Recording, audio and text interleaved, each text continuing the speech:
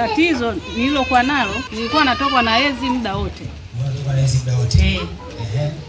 Sasa nimefanyiwa operation, hedhi bado inaendelea kutoka. Kwa hiyo imetulizwa kwa kumeza tu dawa.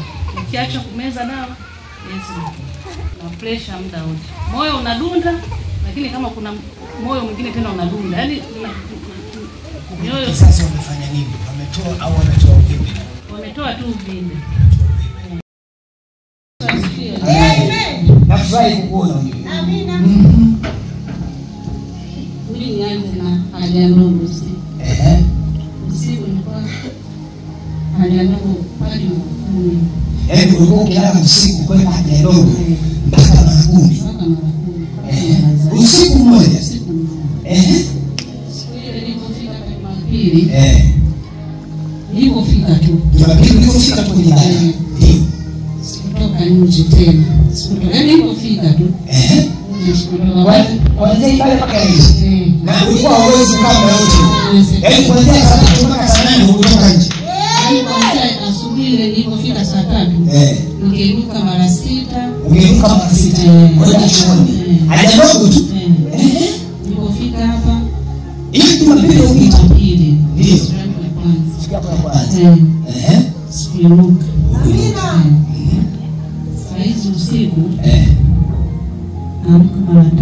Mara 4. Yesu makofi. Hiyo haja ndogo. Jambo lingine miguu ilikuwa inavimba. Miguu ilikuwa inavimba. Ilikuwa imejaa kabisa. Ndio mwenyewe uliona. Ndio niliona ndio.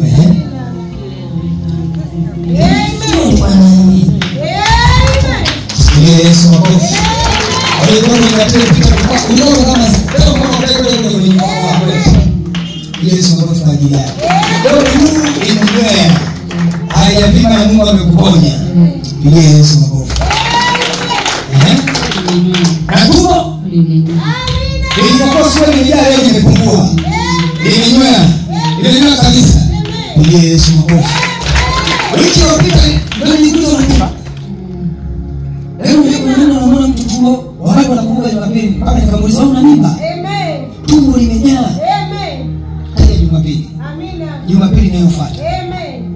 Huyo wako. Amina kubwa. Haleluya. Haleluya. Amen. Umesema ulifanya operation ilikuwa ni wapi changamoto yako ilikuwa? Ilikuwa vile. Kila siku nilikuwa kila siku. Na sio msema ulikuwa hata ulifanya operation ulikuwa unaona. Bado nilikuwa naendelea. Basi nimemaliza juzi. Jana haijatoka. Amen. Leo haijatoka. Pigia Yesu makofi wewe.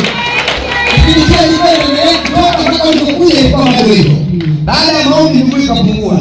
Haja ndogo imepungua. Na hedhi juzi imeisha. Hedhi hamna kabisa. Jana haijatoka. Leo uko safi kabisa. Pigia Yesu makofi. Aliyefanya ni nani? Wangapi wanasema Yesu pokea sifa?